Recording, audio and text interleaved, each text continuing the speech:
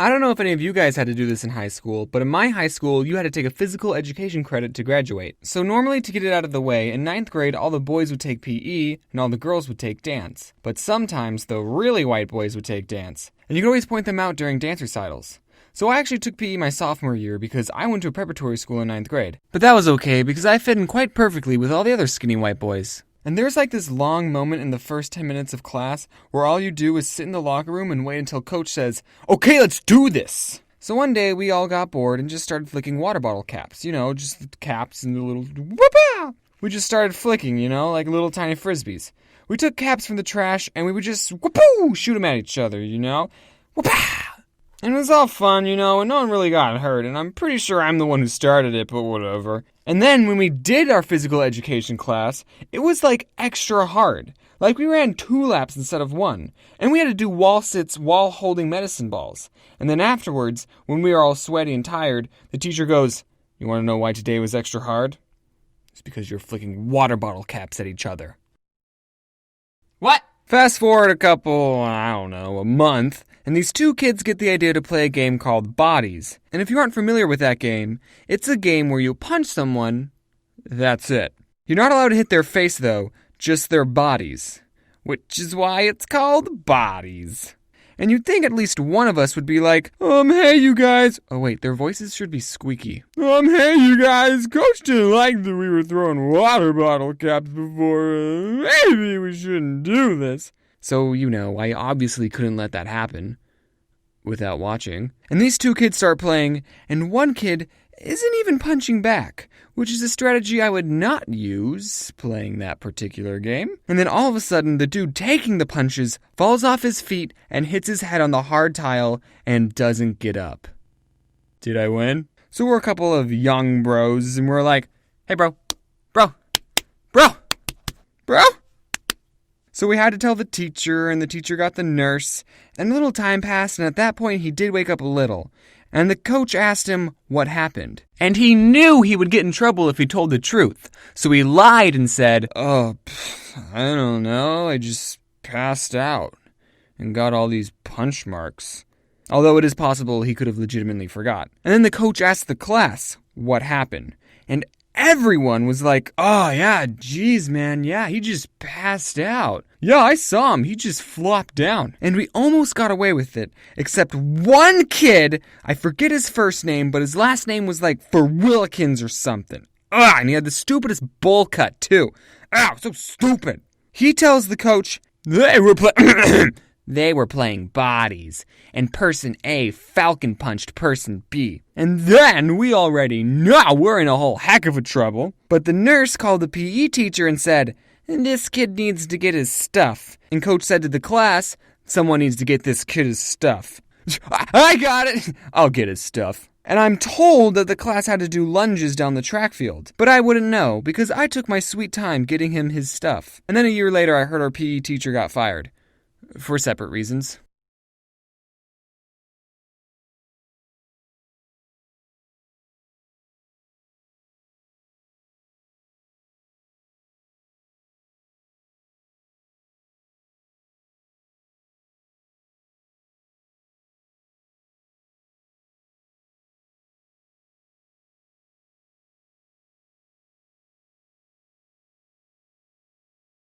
Jeff, you have the board.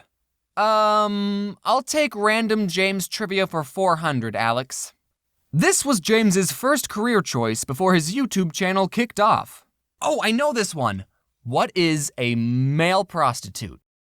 Okay, that bit's done now. Male prostitute was never a career goal. Well, I mean, it's not completely off the table. You never know how YouTube will turn out. If you didn't know this Odd Ones Out trivia, I wanted to be a math teacher when I grew up. My dream job was actually a cartoonist, but since me and my parents didn't think I'd be able to make any money drawing pictures, I chose a math teacher as my, I'll settle for this job. I mean, I like math, so I wouldn't have hated being a math teacher, and I'm also probably good at teaching children. I haven't checked though, but how hard can it be? Listen kids, I have 2.7 million subs on YouTube, so if you want a shout out, you'll have to do the homework. And I thought that a teaching job would give me enough free time to doodle cartoons, so being a math teacher would have been perfect. But oh boy, that did not turn out how I expected. If for some reason my channel died and I stopped making YouTube videos, I would probably go back to school and finish my math education major. And then I'd be teaching a class and then one of my students would find out that I used to do YouTube and then they'd say, "Mr. James, are you the odd ones out?" The odd ones out? I haven't heard that name in years.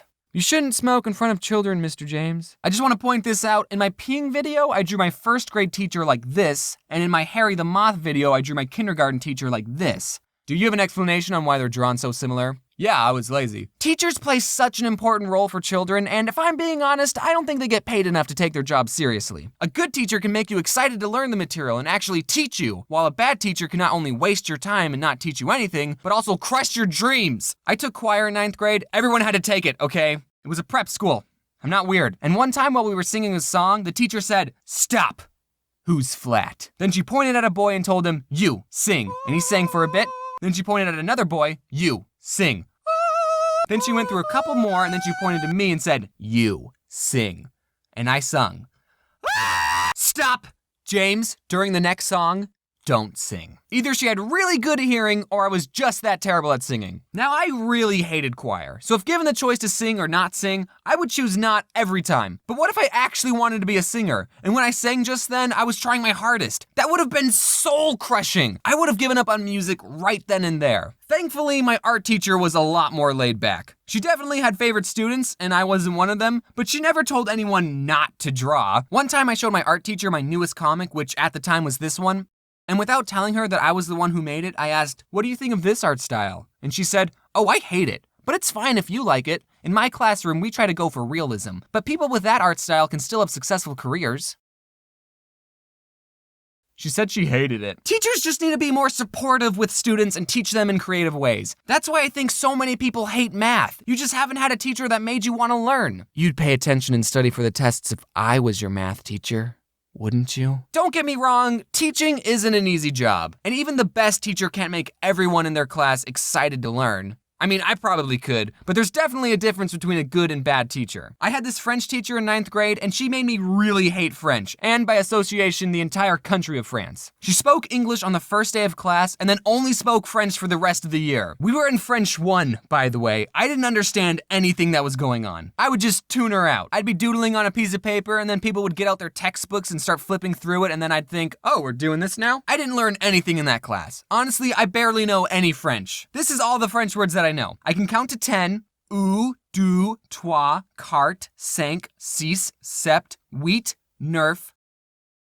Okay, I can only count to 9. And I know that Eiffel Tower is Tour Eiffel, quack is coin, and door is portal. My twin sister, who's in the same class and had the same living conditions as me, turned out a lot different. She learned a lot of French and continued to take classes after 9th grade. So maybe this whole knowledge thing has a lot to do with the student and not the teacher.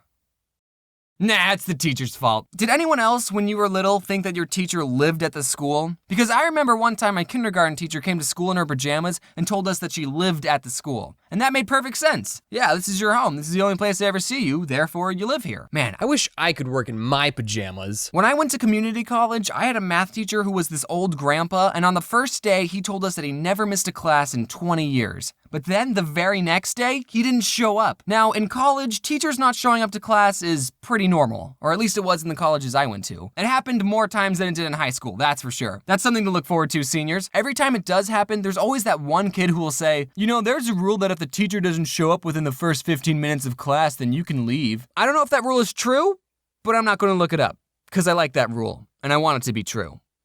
And I don't even go to college anymore, so why does it matter? So teachers not showing up, that's not too abnormal, but since this old guy told us he never missed a day of class in 20 years, we thought he died. But nope, he just missed a day. He showed up the third day. I don't know what his excuse was because after I saw him, I thought, oh good, he's alive. And then I stopped paying attention because community college sucks. I'd say that my favorite teacher would be my 11th grade AP US history teacher. I liked him because it was obvious that he liked the material and he would teach us in a way that was fun and interesting. He was also a more laid back and generally a funny person. He's the teacher that I want to be. He gave me a compliment once that has always stuck with me. He was telling the class about the AP test, which is the super important open-ended essay test that we took at the end of the year, and if we did well on it, the grade would count for college credit. So like a week before the test, our teacher was preparing us, and he said, Guys, don't try and be funny on the AP test. The graders don't have a sense of humor.